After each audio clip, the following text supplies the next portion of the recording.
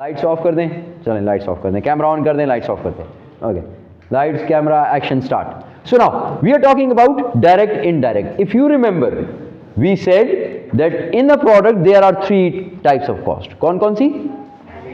Direct material, ना ना ना ना ना ना ना, देखें देखें देखें, वापस आए।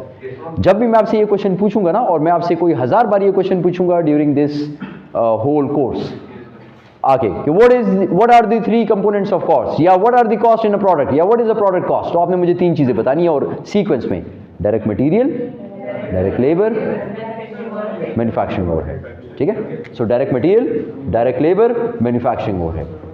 ये क्या चीज है? How did we define this in the last class? That can be traced easily और economically, ठीक है, conveniently, जो भी वर्ड आप इस्तेमाल करना चाहें।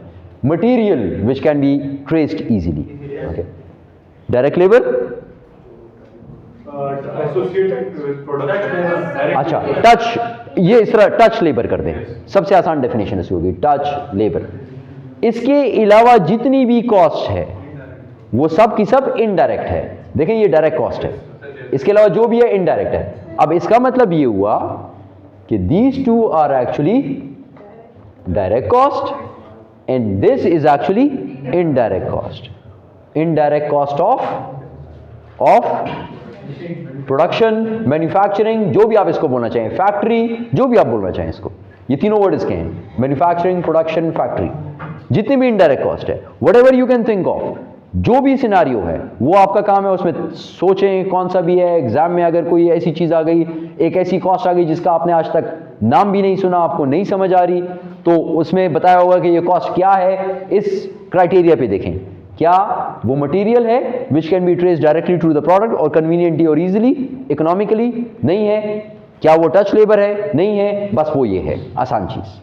अगर वो कोई डायरेक्ट कॉस्ट नहीं है तो फिर वो यही है, ठीक है, वो मैन्युफैक्चरिंग ओवरहेड है, फैक्ट्री ओवरहेड है, फैक्ट्री बर्डन है। सो this is the definition of direct cost and indirect cost. Is this thing clear now? Clear? Okay, so let's move on. So we talked about these 3 different categories of cost: direct material, direct labor, and manufacturing overhead. We did all the examples as well. Then we talked about non-manufacturing cost. Non-manufacturing cost कौन सी है? Selling and administration। हाँ, selling and administration, ठीक है। मैं अक्सर selling को बोलता होता हूँ selling and marketing, because this is one head, selling and marketing। तो अगर मार्केटिंग की कोई कॉस्ट है तो ये मत समझे कि ये कोई और कॉस्ट है, this is same as selling and marketing.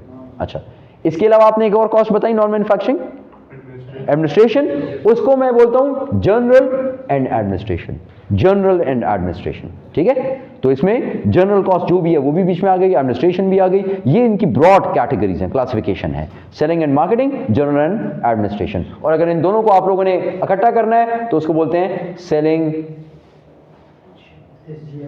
SGMA। Good, thank you, ठीक है। बस जो भी लिखते हैं, पता नहीं इसका मतलब क्या है क्या नहीं है, बस आपने बोल दिया, मैंने लिख दिया।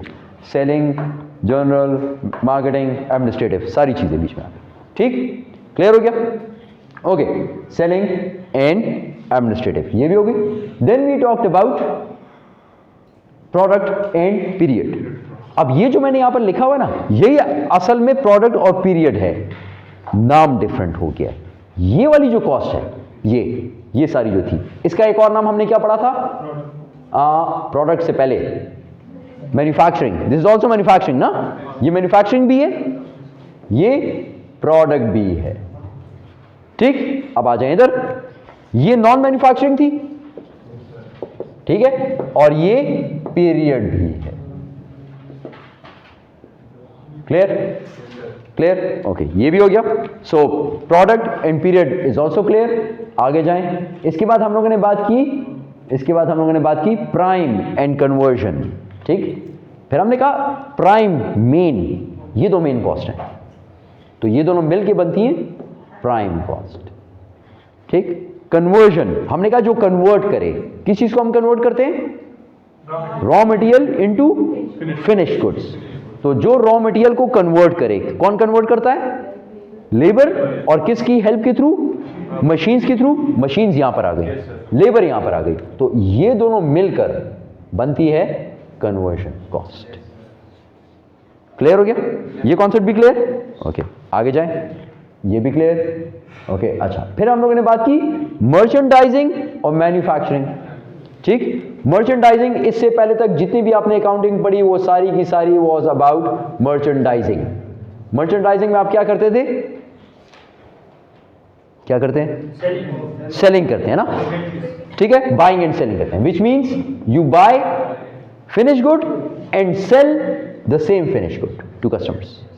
आप बाई भी करते हैं फिनिश गुड्स और फिर उसको उठाकर सेल कर देते हैं। Okay, this is merchandising.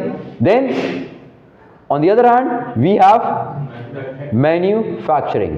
Okay, अब मैन्युफैक्चरिंग क्या करता है? वो यहां से स्टार्ट करता है, रॉ मटेरियल लेता है और डायरेक्ट, अच्छा, रॉ मटेरियल लेता है, use labour and manufacturing overhead and convert it into finish good and then sell it to customer.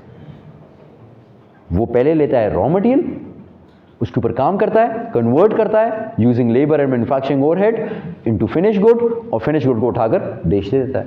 तो मैन्युफैक्चरिंग ये काम करते हैं मैन्युफैक्चरर्स, मर्चेंडाइजिंग ये काम करते हैं, तैयार चीज ली, तैयार चीज बेच दी। जिस तरह जितने भी आपके मार्ट्स हैं, सुपर स्टोर्स, सब मर्चेंडाइजर्स।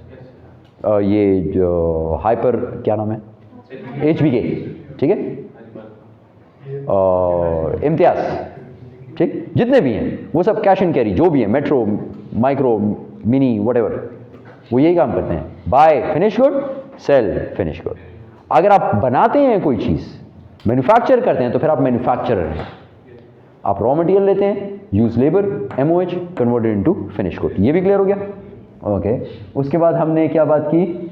उसके बाद हमने बात की, ये बात आज करनी है और ये एक स्ट्रेच पे करनी है, और I have 1 hour and 3 minutes, ठीक है, 1 hour 3 minutes। इंशाल्लाह इसको मैं 40 मिनट्स में रैप अप कर सकता हूँ, एक गो के अंदर, दरमियान में एक ब्रेक ले लेंगे और इसको हम लोग रैप कर देंगे। लेकिन इसके लिए ज़रूरी है कि आपकी फुल अटेंशन हो ताकि हम इसको एक गो में ख़त्म कर सकें, ठीक है। ओके, स्टार्ट करते हैं। मैन्युफैक्चरिंग प्रोसेस है, ठीक, मैन्युफैक्चरिंग प्रोसेस को समझेंगे तो ये स्टेटमेंट इंतहाई आसान। अगर नहीं समझेंगे so then it's a nightmare for you, the first nightmare of this course. ये पहला नाइटमेयर होगा इस कोर्स का अगर आपने इसको ना समझा। ओके, सो लेट्स स्टार्ट जी, let's start. Where do we start from if you are a manufacturer? अभी थोड़ी देर पहले हमने कहा raw material. Okay, we start from raw material, we start from raw material. Then what do we do? What do we do then? We use labor. Okay, labor. Then what do we do? We also use manufacturing overhead. जब ये इस्तेमाल करते हैं तो ये क्या चीज़ बन जाती है?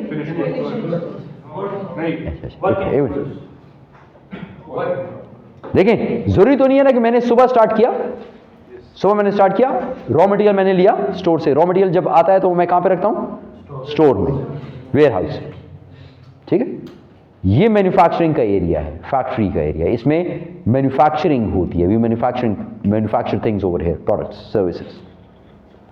वहाँ पे मेरा रॉ मटेरियल पड़ा है, वहाँ से मैं रॉ मटेरियल यहाँ पर लेकर आता हूँ, so it's in process.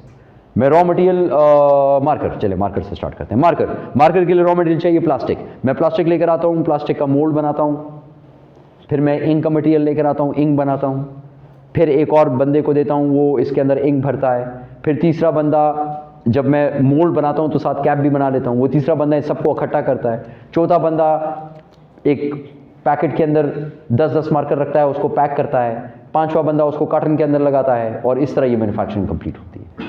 Clear? Clear? Okay. जब वहाँ से मैं प्लास्टिक लेता हूँ और इंक लेकर आता हूँ, तो जितना मैं प्लास्टिक और इंक लेकर आया, क्या वो सब के सब मैं फिनिश प्रोडक्ट आज के दिन में कंप्लीट कर लूँगा? नहीं। हो सकता है मैं 1000 बना लूँ, हो सकता है मैं 1012 यूनिट्स बना दूँ, हो सकता है मैं 513 बना दूँ, लेकिन कुछ ना कुछ रह जाएगा ना, कुछ ना कुछ आखिर में रह जाएगा मेरे पास। So that is basically called as work in process. So there is some work in process, कुछ ना कुछ वर्क इन प्रोसेस रह जाता है, ठीक है। So that is called as work in process. जो ही मैं मटेरियल को वहां से उठाकर यहाँ पे लेकर आता हूँ, it is in process now, so it is called as work in process. Okay, work in process हो गया। जब ये कंप्लीट हो जाता है, it is called as finish goods. Do you understand this now? It's very simple, एक order, raw material, then use labour, use manufacturing overhead, it is in process, and when it finishes it becomes finished good. Clear? Okay, let's start G. Let's start now. Raw material जब मैं start करता हूं, ठीक है, when I start with raw material, तो let's say आज मैं production start करता हूं 4 मार्च। मैं जब फैक्ट्री में आज आया काम करने के लिए, तो मैं जो ही आया तो मेरे पास स्टोर में कुछ रॉ मटेरियल पड़ा होगा पहले से, हो सकता है ना, हो सकता है जीरो हो सकता है कुछ ना कुछ पड़ा हो। इसको हम क्या बोलते हैं, what do we call it? Inventory. And what do we call this particular type of inventory? When I start my day और when I start my manufacturing and there is some inventory with me.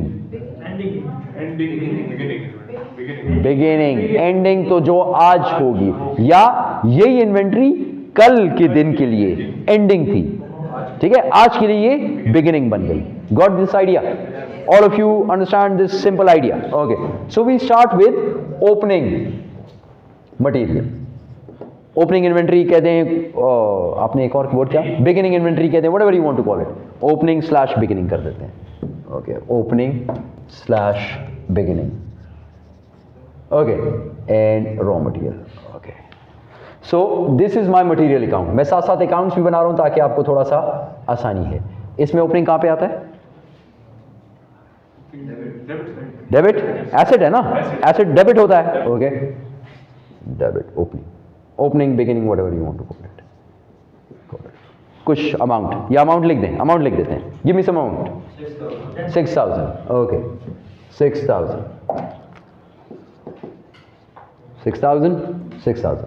Let's say मैं कहता हूं यार 6000 की inventory पड़ी हुई है, लेकिन आज प्रोडक्शन ज्यादा करनी है, बहुत सारे ऑर्डर्स आए हैं मार्केट्स के, तो कुछ इन्वेंट्री और मंगवा लो। तो जो मैं मंगवाता हूं उसको क्या बोलता हूं? Purchases. We call it purchases ना, purchases. Everybody understands this? Purchases. Okay, so purchases will be added to it. Purchases will be added. मेरे पास 5 किलो का मटेरियल पड़ा हुआ था, सॉरी प्लास्टिक पड़ा हुआ था, और 2 लीटर इंक पड़ी हुई थी, लेकिन अब मैंने और प्रोडक्शन करनी है, तो मैं कहता हूं थोड़ा सा और मंगवा लो। तो मैं एक 10 किलो और प्लास्टिक मंगवा लेता हूं और एक 5 लीटर और इंक मंगवा लेता हूं। This is called as purchases. So this purchases needs to be added with opening material, which means over here the purchases will come on the debit side. कितने की अमाउंट और मंगवाऊं? 4000 और मंगवा लेंगे। 4000 का और मंगवा दिया। तो ये जो अमाउंट आया, ये क्या चीज है? ये क्या चीज है? ये क्या चीज है? Cost of good. Why cost of good? Is it a good? What is this? Raw material. So raw material cost क्या? Available. Raw material available for sale. Do I sell raw material? For manufacturing और for use. ठीक है, this will be called as raw material available for use और manufacturing, whatever you want to call it.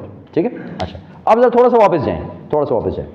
ऐसे ने कहा 4000 का purchase किया, तो वो जो 4000 का परचेज किया वो खुद ब खुद उड़ के यहां से आ गया, या मैंने उसको कॉल किया जिस सप्लायर को, उसने कहा ठीक है यार मैं आपको पहुंचा के दे दूंगा, तो फिर तो सही है। लेकिन अगर वो नहीं कहता है मुझे ये, तो फिर क्या करूंगा उसको? ट्रांसपोर्टेशन। कितने रुपए की? एक रिक्शा मंगवाऊंगा, थोड़े से 1000 रुपए का ट्रांसपोर्टेशन। तो ट्रांसपोर्टेशन इज expense fee,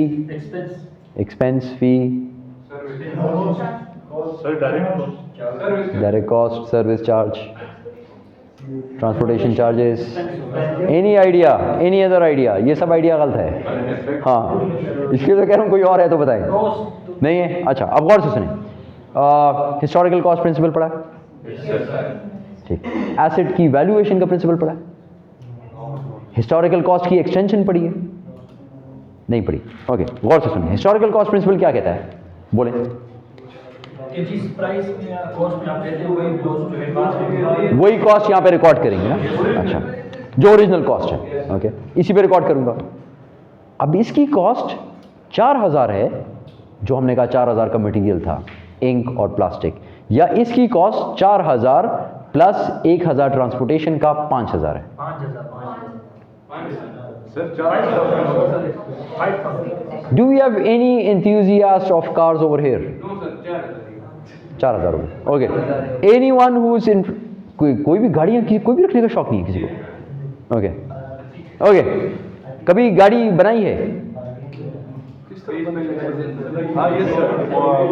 वो कभी किसी ने मॉडिफिकेशन की है गाड़ी में? Okay, that's good. So when you are modifying a car, so first actually I buy, what is the first thing I bye?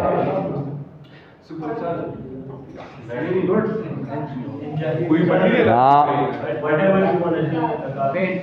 नहीं, चेसिस, ठीक है, बॉडी बाद में लूंगा, बॉडी चेसिस के ऊपर लगाऊंगा तो लूंगा ना, पहले चेसिस तो ढूंढूं उसका, चेसिस जो मिलेगा उसको फिर बनाऊंगा ना उसके मुताबिक। ओके, चेसिस, अब चेसिस तो मुझे मिल जाएगा 1 लाख रुपए का, 2 लाख रुपए का, 3 लाख रुपए का, ज़्यादा से ज़्यादा, ठीक है।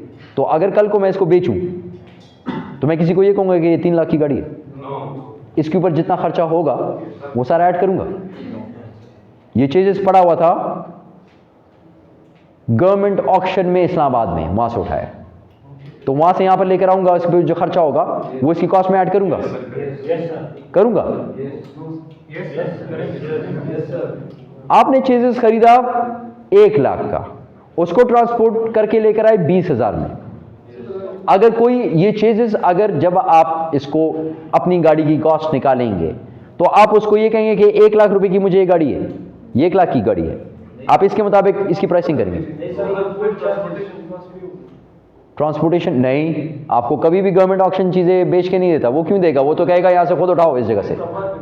हाँ, तो इस्लामाबाद से आप लेकर आएंगे, बाहर निकालेंगे उसको, कैसे बाहर निकालेंगे चीज को? दिक्के देंगे उसको, टो कराएंगे ना, टो कंपनी को आप पैसे देंगे, तो जो टो कंपनी को आप पैसे देंगे वो आपका is the cost which is included in the cost of the asset. Take the example of this asset, inverter. Sir, acquisition. Inverter आपने खरीदा कितने का? एक्विजिशन जी। इन्वर्टर आपने कितने का खरीदा? 50,000। 50,000 में इन्वर्टर मिलता है? नहीं मिलता ना यार।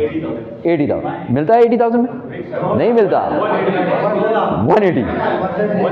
180 का मिल जाता है। सो लेट्स से 180 में मैंने इन्वर्टर लिया। अब गौर से सुनिए, 180 का इन्वर्टर लिया, लेकिन वो इन्वर्टर पड़ा हुआ है एस के पास, लगाना है इधर, तो उसको उठाकर इधर लेकर आऊंगा तो टैक्सी करवाऊंगा ना, या रिक्शा करवाऊंगा, तो उसकी कॉस्ट और जो लगाएगा वो भी पैसे लेगा। तो फिर अगर इस इन्वर्टर की मैं कॉस्ट निकालूंगा तो उसमें परचेज, ट्रांसपोर्टेशन, और fitting. इंस्टॉलेशन।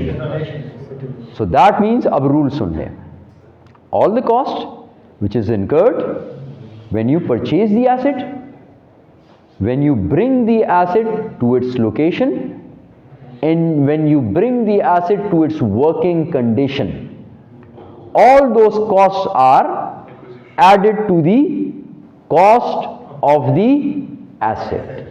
वो एसेट की कॉस्ट होती है, ठीक है, याद रखिएगा ये बात। अभी आज से इसको दिमाग में बांध लें। सबसे अच्छा एग्जांपल इन्वर्टर का है कि इन्वर्टर जब मैं लेता हूँ 1,80,000 का, उसको 1,000 रुपये इसके ऊपर कॉस्ट लगती है यहाँ पे लाने में, फिर 2,000 रुपये इंस्टॉलेशन के कॉस्ट देता हूँ, तब it is in working condition. तो ये एसेट मेरा हो गया 180 + 1 + 2 183,000. So when I will be recording it in my accounts, I will be recording it as 183,000 rupees. आपको अलग अलग रिकॉर्डिंग करने की जरूरत नहीं है कि इंस्टॉलेशन कॉस्ट को अलग से रिकॉर्ड करो, ट्रांसपोर्टेशन कॉस्ट को अलग से रिकॉर्ड करो। नहीं, ये transportation cost is part of this asset, ठीक है, इसको एक साथ आप रिकॉर्ड कर सकते हैं। आपको रूल कह रहा है कि इसको एक साथ रिकॉर्ड करना है, आप इसको एक साथ रिकॉर्ड करते हैं। Okay, so let's say purchases के साथ मैंने कुछ ट्रांसपोर्टेशन दी which is should be added, and this is called as transportation in. Transportation in, INN यार, ट्रांसपोर्टेशन इन, या इसका एक और नाम हो सकता है कैरेज इनवर्ड। इन का मतलब है इनवर्ड, इनवर्ड जो फैक्ट्री के अंदर लेकर आ रहे हैं, ठीक। Call it as transportation, call it as carriage, you can call it as carriage or you can call it as transportation. So transportation inward or transportation in or carriage inward is added to it, and let's say I paid 1000 rupees for it. So 4000 की purchases, 1000 की transportation, that makes a total of 5000. So now my material available for use is how much?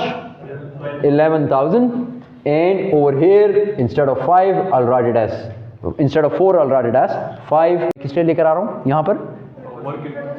So that I can start the process ना, I can use it for production के लिए लेकर आ रहा हूं. Okay, सही है. अब अगर मैं मुझे थोड़ा सा मटेरियल चाहिए, मैं लेकर आता हूं, फिर थोड़ी बाद फिर और मटेरियल चाहिए, मैं फिर लेकर आता हूं. जी, शॉर्ट अनाउंसमेंट आ जाए जी. So raw material available for use is 11,000. Okay, now I want to use this raw material. वापस आए प्रोडक्शन.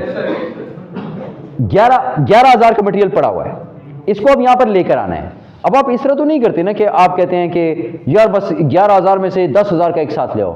आप कहते हैं अच्छा यार मार्कर बनाना है, पहला बैच बनाना है, 1 किलो ले आओ, 2 किलो ले आओ, फिर वो इस्तेमाल करता हूं, फिर आगे अच्छा यार और ले आओ, ये कम हो गया, चलो ये ले आओ. तो आप एक साथ तो मटेरियल नहीं लेकर आएंगे, ऐसा मटेरियल आएगा. जब मटेरियल आता है ना वहां से स्टोर से, तो यहां पे जो सुपरवाइजर होता है, they actually sign a requisition form. आगे हम पढ़ेंगे, ये डिटेल में आगे चीजें पढ़ेंगे, don't worry about that. Requisition form sign होगा. Requisition form would be given to the store keeper. वहां पे एक स्टोर कीपर बैठा होता है जो आपका फॉर्म देखेगा, हाँ सुपरवाइजर ने किया, साइन है, इतने किलो ये चाहिए, ये ले लो, ले जाओ. आप वो ले आएंगे, इधर इस्तेमाल करेंगे, फिर और चीज चाहिए, रिक्विजिशन दोबारा लेके जाएंगे, फिर और आप मटेरियल लेकर आ रहे हैं. सही. लेट्स से आपका सिस्टम इतना स्ट्रांग नहीं है कि आप ये देख सकेंगे कितना मटेरियल लेकर आ रहे हैं, तो फिर उसका तरीका ये होता है कि आपने कितना मटेरियल इस्तेमाल किया. इसको फाइंड आउट करने का तरीका क्या होगा कि आपने कितना मटेरियल इस्तेमाल किया. इसको फाइंड आउट करने का तरीका क्या होगा क्लास? 11,000 का मटेरियल उधर पड़ा था, आप कुछ मटेरियल लाते रहे पूरा दिन, 2-3 घंटे बाद जो भी इस्तेमाल हो गया, तो फिर दिन के आखिर में you want to find out, या पीरियड के आखिर में you want to find out how much material has been used. So what will you do? Physical count से रिमेनिंग जो है 11,000 का पड़ा था, मैं जाता हूं, मैं जाके गिनता हूं, इतना पड़ा है, और ये जो पड़ा हुआ है अभी उधर, ये है रिमेनिंग. ये कितने का है? 5,000 का. तो इसका मतलब आपने 6,000 का आपने यूज कर दिया. ठीक है. So how would I write it? Raw material available for use is 11,000. I need to subtract ending और closing inventory. I normally write it as opening, beginning शायद मैं इतना नहीं लिखता, मैं ओपनिंग क्लोजिंग लिखता हूं. ठीक है. आप लोग एंडिंग लिखना चाहते हैं और बिगिनिंग लिखना चाहते हैं, आपकी मर्जी है, totally up to you. So minus closing inventory which we said is how much? 5,000. So that means 6,000 has been used. So what will I call it? Ending तो माइनस कर दी है ना, तो जो यूज किया उसको क्या बोलूंगा? Raw material used. Raw material used. Okay, material used. So I will call it as material used. अच्छा, अब यहां पर आ जाए. यहां पर अगर मैंने टी काउंट में लिखना है तो क्लोजिंग हमेशा कहां पर आती है? क्रेडिट साइड पे, यहां पर, विच इज 5,000. इसको आप बैलेंस करते हैं यूं करके, 6, 5, 11 शुड बी 11 यहां पे लिख देते हैं ना, इसी तरह करते हैं ना. हेवियर साइड को टोटल करते हैं और जो हो उसको दूसरी साइड पे भी लिख दे. Find out the difference 6. That means this has been used. ये जो आपने यूज किया ये कहां पर गया? वर्क इन प्रोसेस प्रोडक्शन में. Production is work in process. Production नाम है, वर्क इन प्रोसेस अकाउंट का नाम है. ओके, ये वर्क इन प्रोसेस में आ गया, यानी ये प्रोसेस हो रहा है. अब जब मैं सुबह यहां पर आया था ना काम करने के लिए, तो कुछ मार्कर अनफिनिश्ड पहले से पड़े हुए थे. कुछ मार्कर्स अनफिनिश्ड पहले से पड़े हुए थे, उसको क्या बोलते हैं? Work in process. And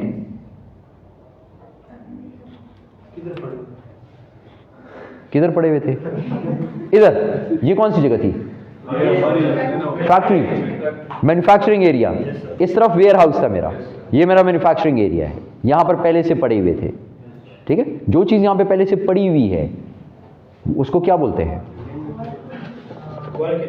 work in process तो है, कंप्लीट नहीं है. अगर कंप्लीट होता तो ये कहां पर होता?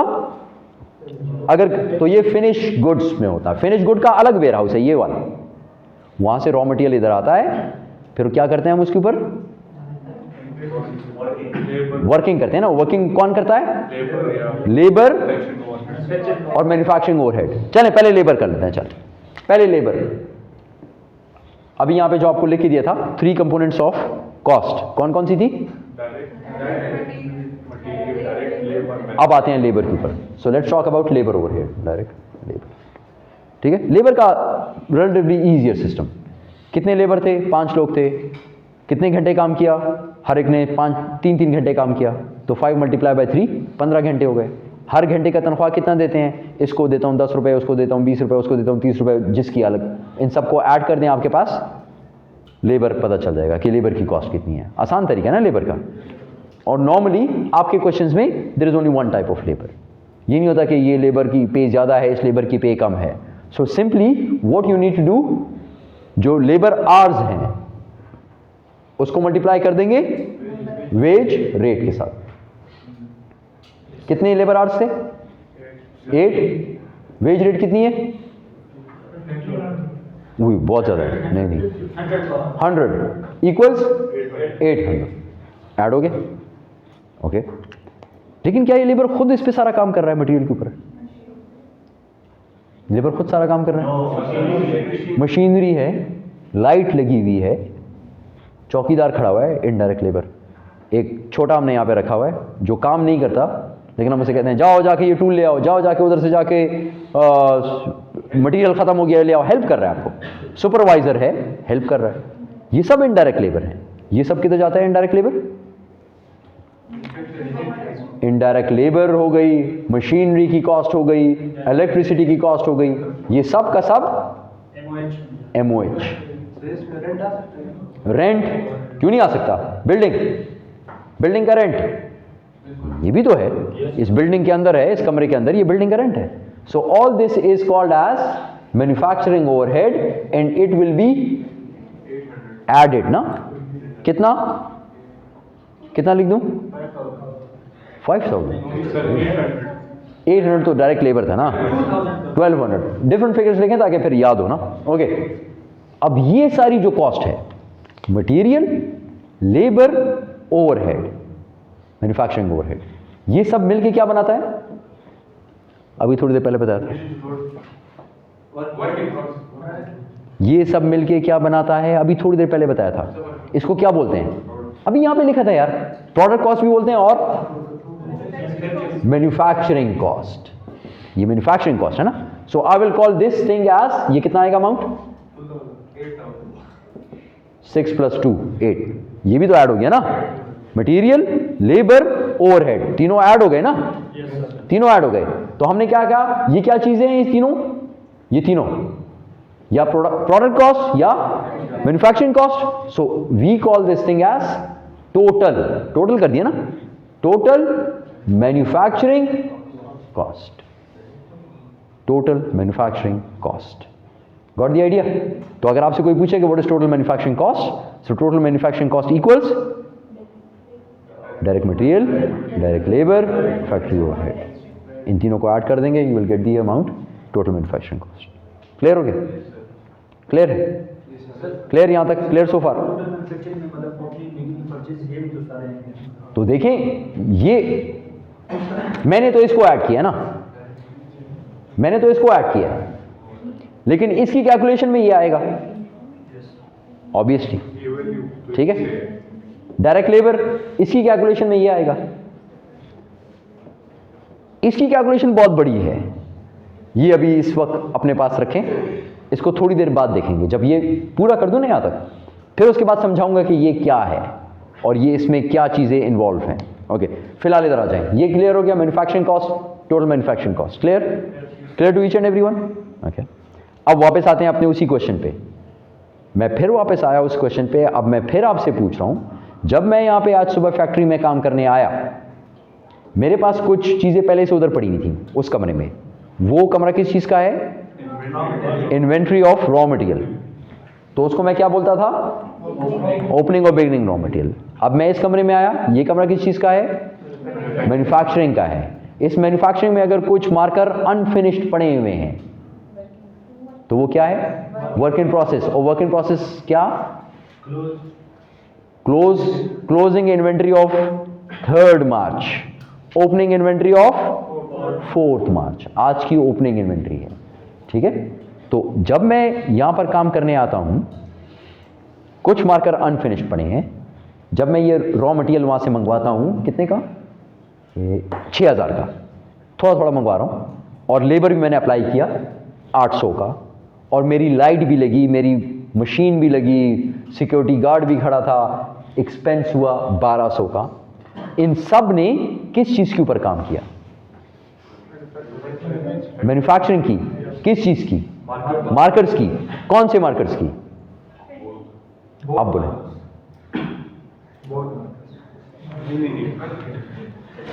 बोर्ड मार्कर्स, ठीक है, बोर्ड मार्कर्स। आगे फिनिश गुड्स, इंक मार्केट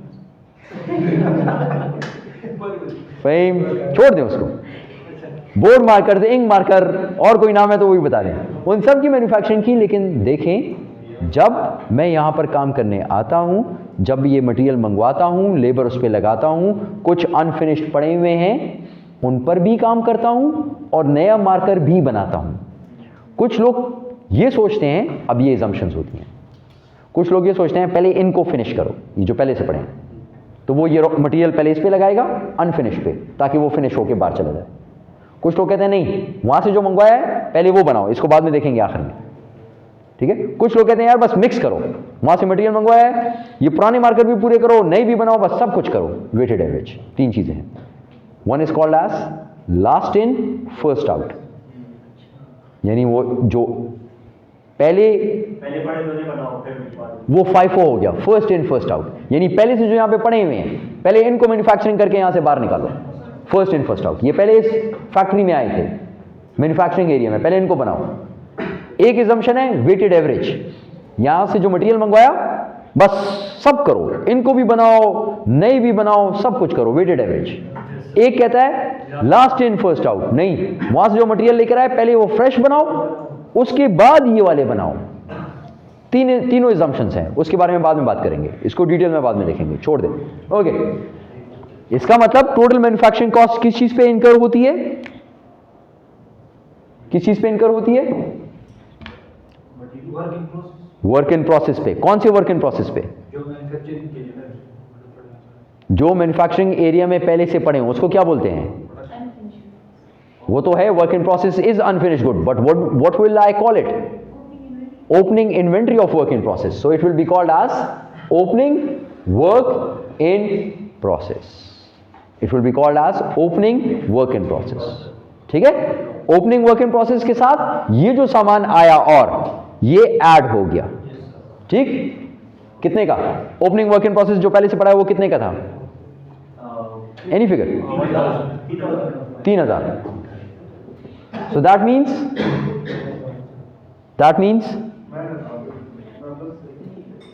ये क्या हुआ?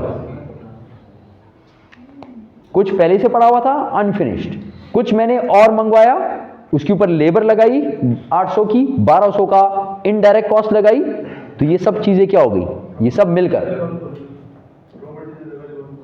Raw material available for use. तो ये था, ये रॉ मटेरियल तो नहीं है, देखिए इसमें रॉ मटेरियल भी है, इसमें लेबर भी ऐड हो गया, इसमें ओवरहेड भी ऐड हो गया, तो ये क्या बन गई? Manufacturing cost. इसमें ओपनिंग वर्क इन प्रोसेस भी ऐड हो गया, तो अब इसको क्या बोलेंगे? टोटल वर्क इन प्रोसेस, इसको बोलेंगे total cost of work in process. Total cost of work in process. ये सब कुछ अभी प्रोसेस में, अभी कंप्लीट कोई नहीं हुआ, अभी प्रोसेस चल रहा है। ठीक है, तो इसको हम बोलेंगे total cost of work in process. अब इसमें से जो जो मार्कर फिनिश होता जाएगा, वो छोटे से मैं कहूंगा अच्छा यार फिनिश हो गया, ये लो यार छोटे भिजवाओ वेयर हाउस, वो उठाकर इस तरफ वाले वेयर हाउस में, वो warehouse was for raw material, this warehouse is for finish goods. ये उस फिनिश गुड्स में ले जाता है। लेकिन पहले यहां पे भी तो करें ना यार, ये जो 6000 यहां से निकलेगा, ये 6000 ये किधर गया? हमने क्या कहा? ये चला गया वर्क इन प्रोसेस में। इसमें पहले से वर्क इन प्रोसेस में ओपनिंग पड़ा हुआ है। ओपनिंग कितना था आपके पास? 3000। इसके अंदर 6000 का मटेरियल ऐड हो गया। इसके अंदर और क्या चीज़ ऐड हुई है? इसके अंदर और क्या चीज़ ऐड हुई है? MOH भी ऐड हुआ है और लेबर भी ऐड हुआ है। देखें, याद रखें, ये तीनों चीज़ें ऐड होंगी। प्रोडक्शन में 3 चीज़ें आती हैं, मटेरियल भी आ गया, लेबर की कॉस्ट भी आ गई यहाँ पर, और यहाँ पर MOH की कॉस्ट भी आ गई। लेबर की कॉस्ट कितनी आई? 800। MOH की कॉस्ट कितनी आई? 1200। ये टोटल अब कितना हो गया? कितना हो गया? वो देखिए वहां पे लिखा हुआ है 11,000। इसको हम बोलते हैं total cost of work in process. इसको उठाकर इस साइड पे लिख दें। लेट्स से दिन खत्म हो गया, मैं जो चीज़ें कंप्लीट करता छोटे से कहता छोटा उठा के ले जाओ, वो ले जाता। साथ साथ जगह भी साफ कर रहा है, जनरेटर भी लगा है, वो भी जगह साफ कर रहा है, उसकी कॉस्ट ऑलरेडी यहाँ पे ऐड हो गई है। बाहर सिक्योरिटी गार्ड भी खड़ा हुआ है, ऐसा ना हो छोटा कोई चीज़ें चुरा ले, ठीक है, सिक्योरिटी गार्ड की कॉस्ट भी ऐड हो गई, ठीक है।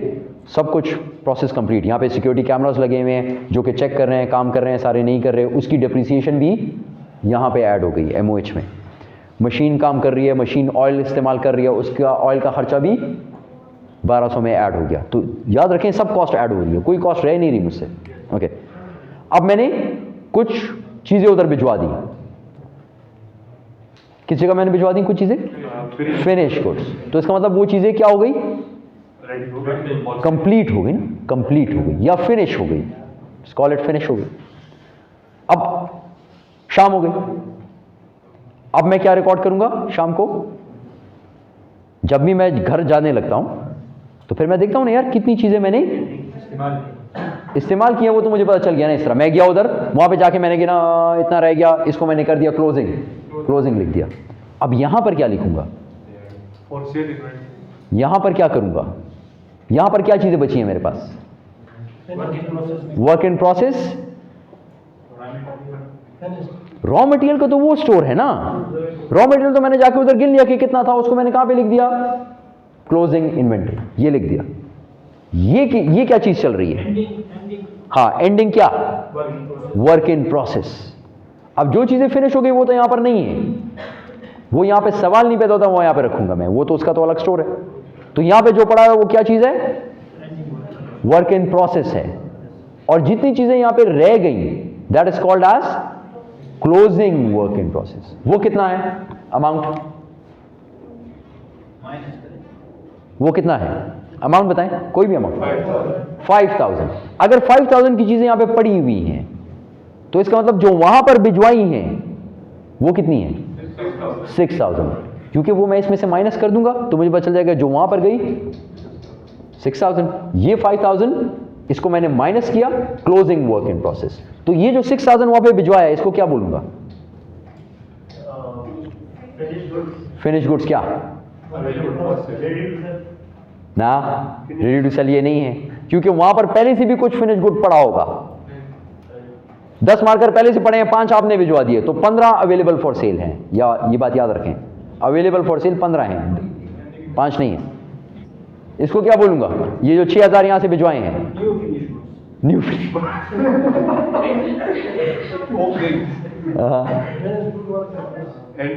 ना, वर्क इन प्रोसेस तो अब ये नहीं रहा ना, ये तो कन्वर्ट हो गया फिनिश गुड में। कुछ सोचें, इसको बोलूंगा, गौर से देखें, कॉस्ट ऑफ गुड्स मैन्युफैक्चर्ड। ये मैन्युफैक्चर हो गए, ये मैन्युफैक्चर हो गए। I will call it as cost of goods manufactured. कितना? जो चीजें मैंने मैन्युफैक्चर कर दी हैं, कंप्लीट हो गई, उसकी कॉस्ट कितनी है? उसकी कॉस्ट है 6000 रुपए, ठीक है, मैन्युफैक्चर कर दी।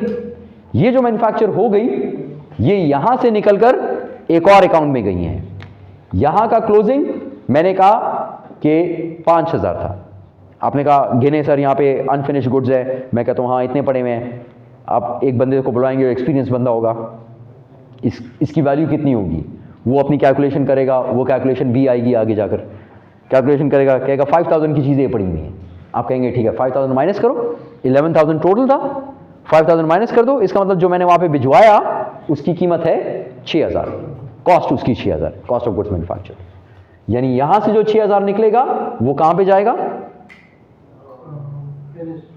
फिनिश गुड्स में।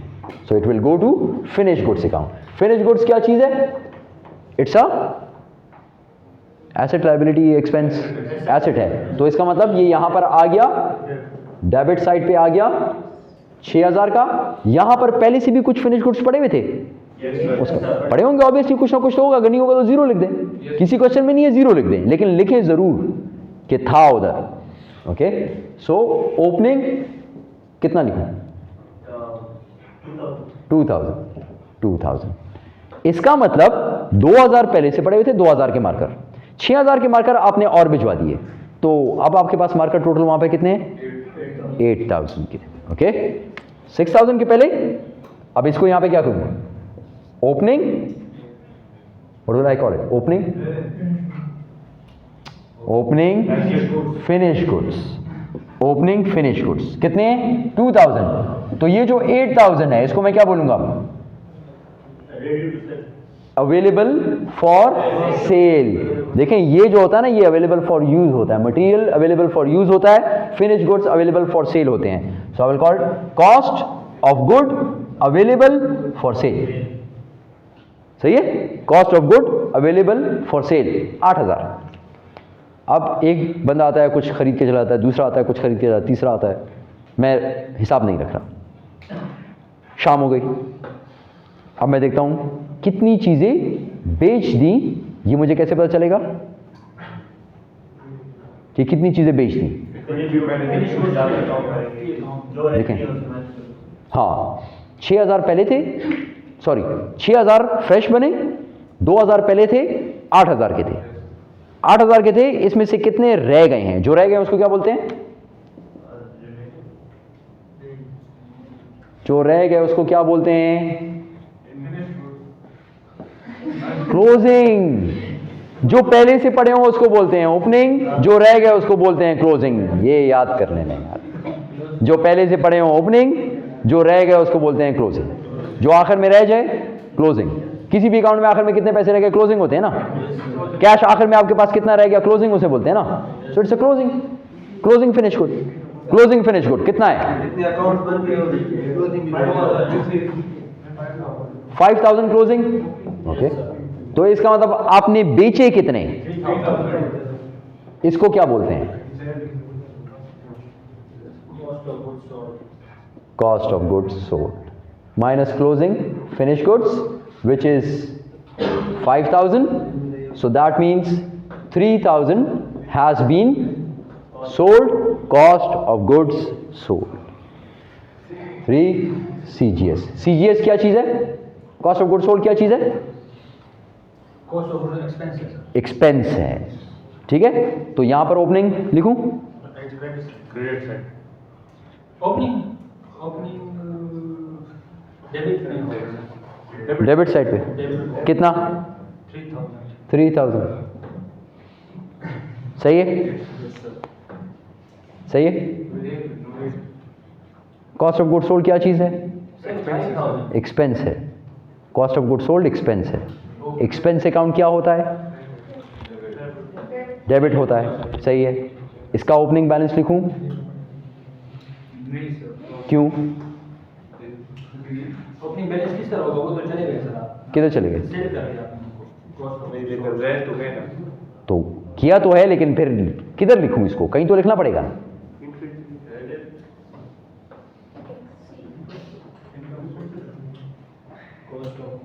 सारे रिजल्ट आ चुके हैं अकाउंटिंग और अकाउंटिंग 2 में या एडवांस अकाउंटिंग में। किसके कौन ऐसा बंदा जिसमें दोनों के एज हो, जिसमें उसके दोनों में एज हो? A in both, A in both, A in both. Shajib, A in both. You are Wajiya, इसका नाम याद नहीं है। ओके, अच्छा ऐसा ऐसा नाम याद हो जाएगा। ठीक, अकबर तो वो है, याद है। ओके, अकबर दोनों पास, दोनों पास हैं, बस पास दोनों हैं फिलहाल। ये करें, आप कोशिश करें ऐसा ऐसा कि पास से मार्क्स अच्छे हो जाएं। ठीक है, ओके ओके जी, वापस आए क्लास। एक बेसिक मेन बेसिक कॉन्सेप्ट आप मिस कर रहे हैं, दोबारा गौर से सुने मैं क्या कह रहा हूं। एसेट्स और लायबिलिटीज, इनके ओपनिंग और क्लोजिंग बैलेंसेस होते हैं। क्यों?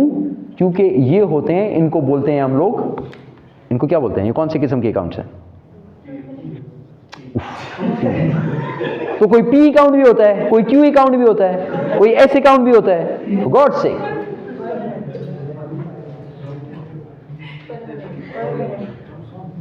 परमानेंट अकाउंट्स, ये अकाउंट्स कभी खत्म नहीं होते। अब आ जाए वापस, इसके अगेंस्ट वी हैव, इसके against we have expenses and revenue, owners equity यहां पे आता है, which are temporary accounts. Temporary accounts हर पीरियड में क्लोज हो जाते हैं। तो इससे जो पिछला इसका बैलेंस जो भी होगा वो सारा का सारा क्लोज हो गया होगा। कहां पर? इनकम समरी में, close to income summary accounts. Permanent accounts कहां पर चले जाते हैं? इनके बैलेंसेस होते हैं, ये कहां पे जाते हैं? बैलेंस शीट में। लेकिन जब अगला पीरियड शुरू होगा तो इसका दोबारा ओपनिंग इधर ही लिखा होगा, ओपनिंग। ये क्लोजिंग यहां पर ओपनिंग बन जाएगा, ये क्लोजिंग यहां पर ओपनिंग आ जाएगा, ये क्लोजिंग यहां पर ओपनिंग आ जाएगा। इसका कुछ भी नहीं होगा, ये खत्म हो जाएगा फिर दोबारा से बनेगा, फिर खत्म होगा फिर दोबारा बनेगा। ओके, इसका मतलब यहां पर ये 5,005 था, नहीं 3 था, सॉरी 3,000 यहां पर आएगा फ्रॉम फिनिश गुड। खत्म हो गया पीरियड, इसको यहां पे कर दूंगा इनकम समरी, और ये 3,000 चला जाएगा उधर, ये अकाउंट खत्म। 3,000 खत्म। अगले साल फिर, या अगले साल या दिन या वीक जो भी आप कहें, फिर यहां पर फिनिश गुड से कुछ आ जाएगा 3,000, फिर 2,000, जितना भी आ गया, ये 5 का 5 दोबारा चला जाएगा इनकम समरी। बस ये खत्म होता जाएगा इस तरह। ठीक है, this is temporary account. Temporary accounts के बैलेंसेस नहीं होते। This is called as cost of goods sold statement, या statement of cost of goods sold. ये हम लोगों ने 30, 40, 43 मिनट्स में कर दिया। We will take a 2 minutes break. अब तक आपको क्लियर है प्रेजेंटेशन?